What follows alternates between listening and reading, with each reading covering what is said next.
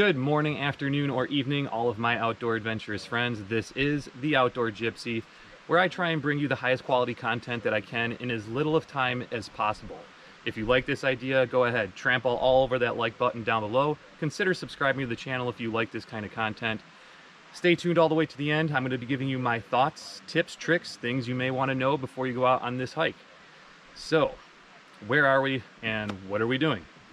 My friend Martha, my brother Mike, and my girlfriend Hannah, we are going to be adventuring in Olympic National Park here in just a few moments, specifically Enchanted Valley, the Lacrosse Basin, and O'Neill Pass region. And I just really love being out here. This is really my kind of scene. Nice green forest, river and creeks running all in the background. So gonna stay hopeful to see some elk, possibly some black bear, preferably from a safe distance, and hopefully some other creatures of the forest. It's time to get these feet moving, camera rolling, and ultimately it's time to get some nature love.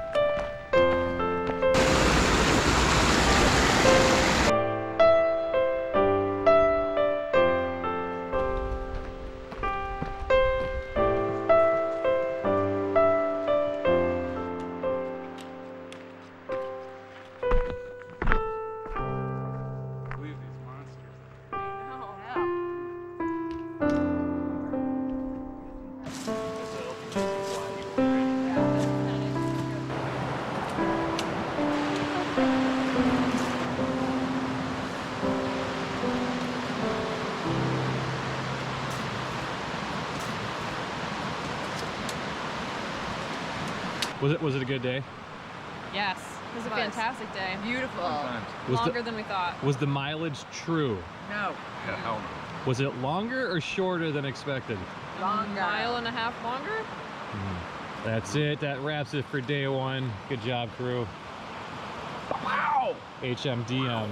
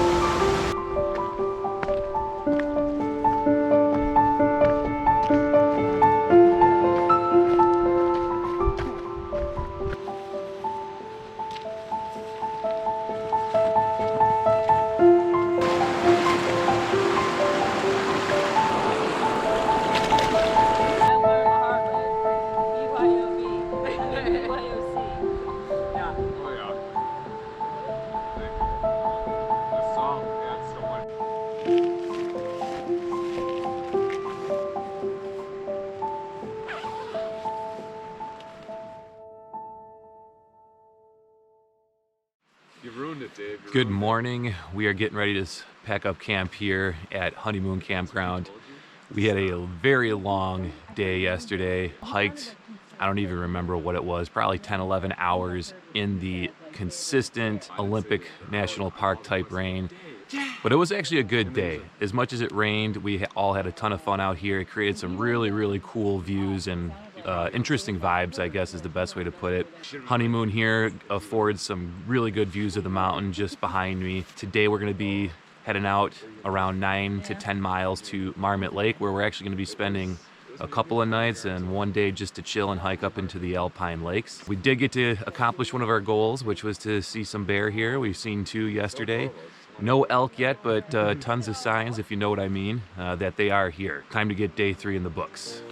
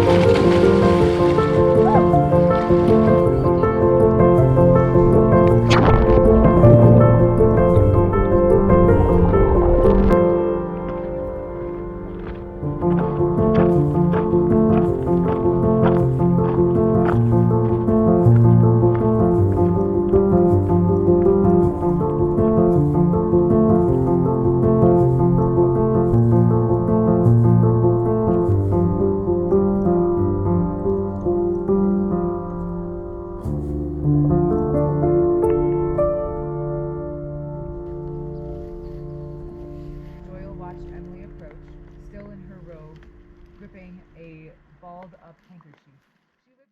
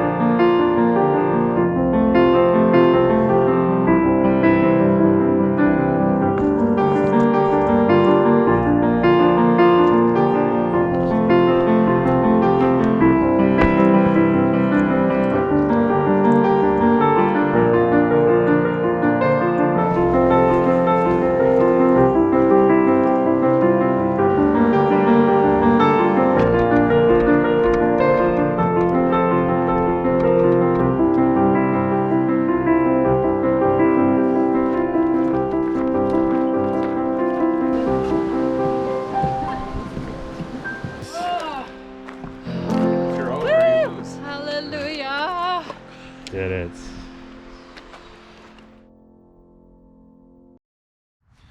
All right, everybody, welcome back.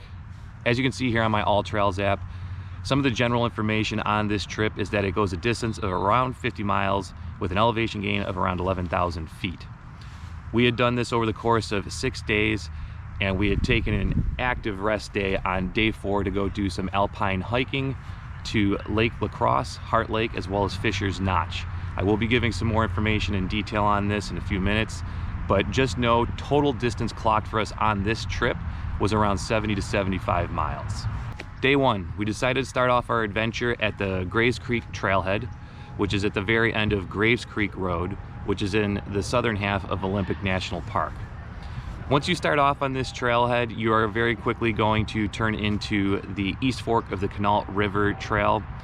And this is a very nice way to start off a multi-day backpacking trip, in my opinion, just because there was very little elevation gain, and for the most part you are just taking a stroll through the Olympic National Park forest and all the moss that hangs on the trees, and it's just beautiful. And you just hike along the Quinault River until you get to your desired campsite.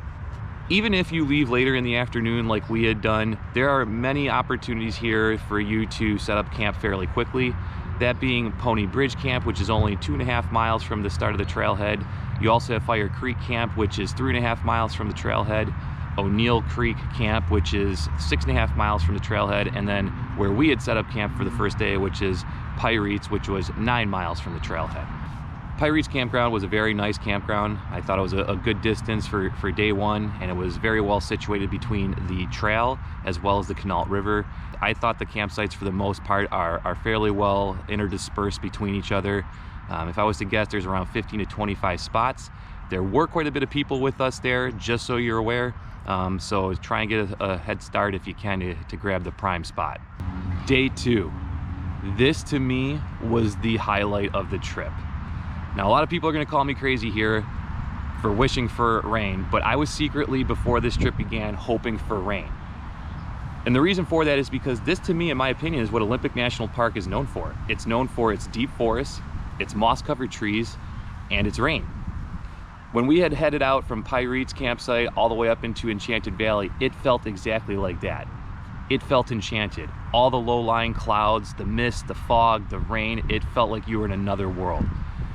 Olympic National Park delivered in this regard. It poured on us from sunup to sundown, and it did not stop until we got to our camp later that night. Keep in mind, once you do get past Enchanted Valley, you are going to be going up very quickly, quite steadily. Also, you're going to need to be somewhat sure-footed. We fjorded several small creeks to also large rivers, with the rivers being quick flowing, and they were around shin height in some places. For this day, you are going to continue on the East Fork of the Quinault River Trail system, where eventually it will hook up into the West Fork of the Dazzy-Wallops River Trail system. And we took this all the way to our second day's camp, which was Honeymoon Meadows. And if you have the chance to do this, even though it's a touch out of the way on this trail, I would suggest camping here. It's a beautiful campsite, plenty of water sources to fill up with, and it also, depending if you get a select campsite, will afford you views of the mountains in the background.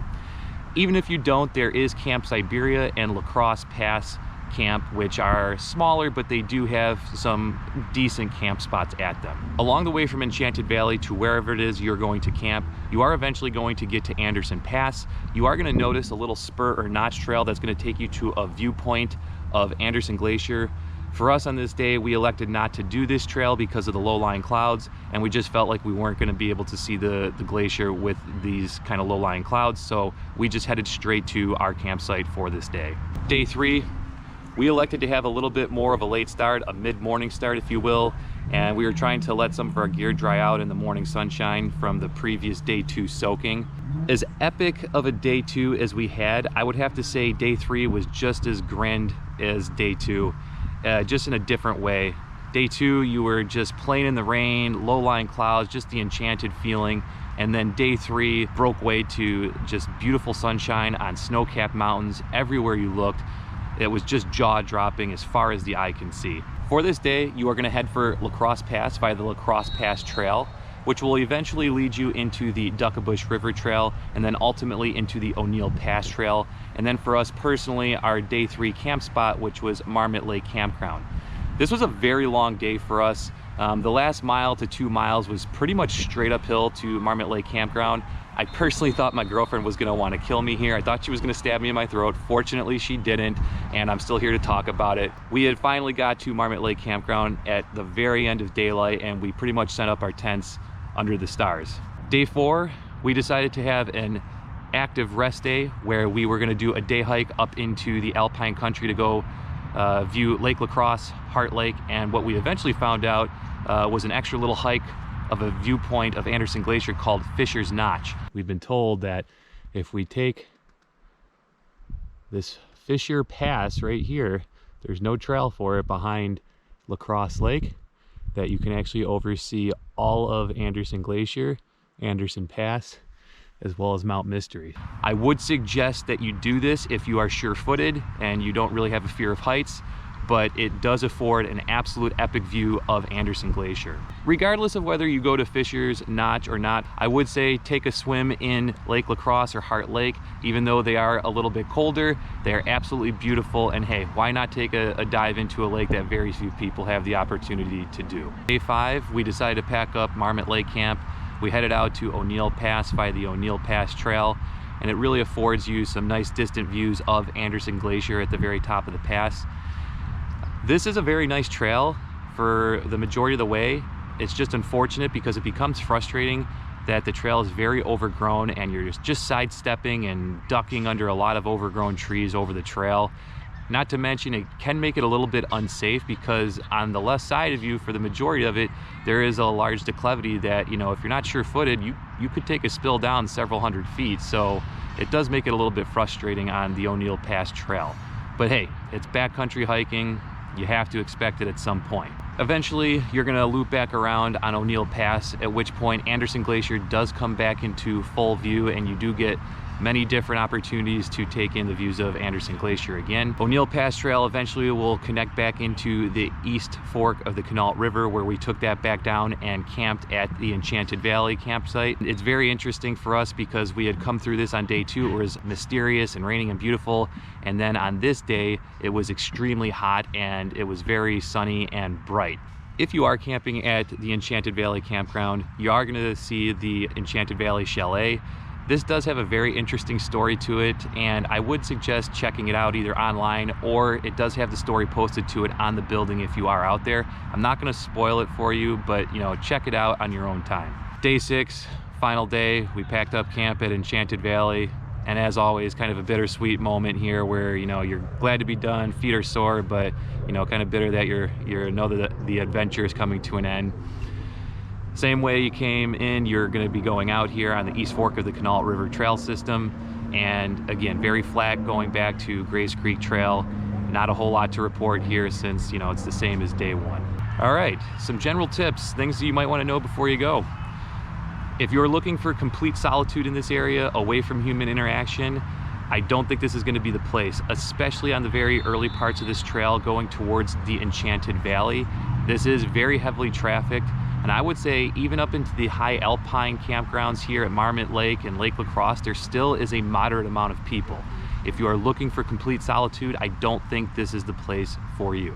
Water sources along this trail system are plentiful. You will not have a problem finding water in Olympic National Park, especially on this trail system. A couple of the things that I personally found frustrating or negative on the trip is there are lots of mosquitoes every camp you go to. Fortunately, we did all have mosquito nets. We did find them very helpful and useful. If not, obviously bring some bug spray. The other thing that's a little bit of a negative was, or frustrating I should say, was the amount of overgrown trees on the trail system, and most specifically on the O'Neill Pass trail system.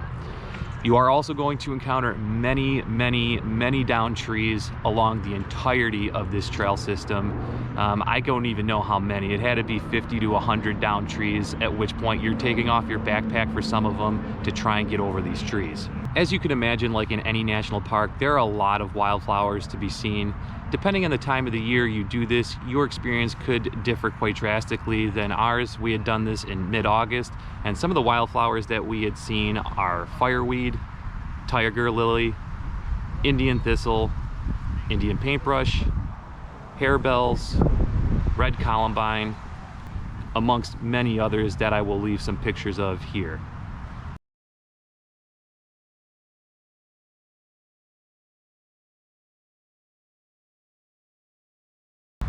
Another thing that I would keep your eyes open for in this area is there are blueberries galore. They are everywhere here. Also a ton of thimbleberries, salal berries, and even salmon berries, amongst many others that I'm not even too sure of the names of.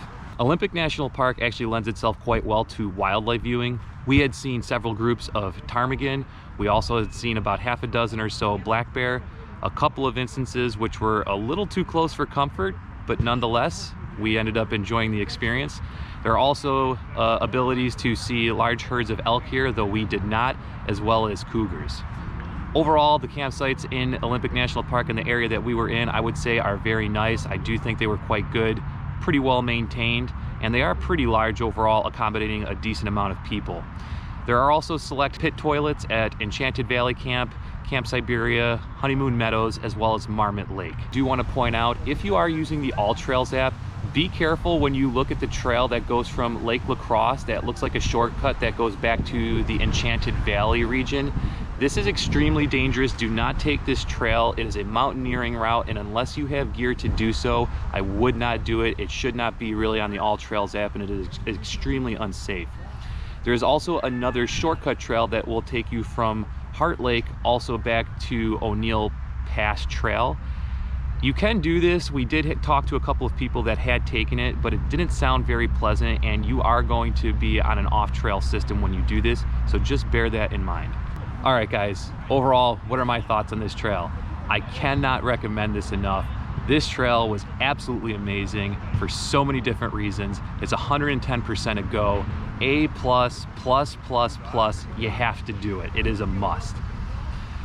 If you guys want to check out some other hikes across the United States, I will go ahead and leave a link up here in the top right. You can check those out. In the meantime, I am the Outdoor Gypsy. I'm signing off for now, but I will see you guys on the next adventure.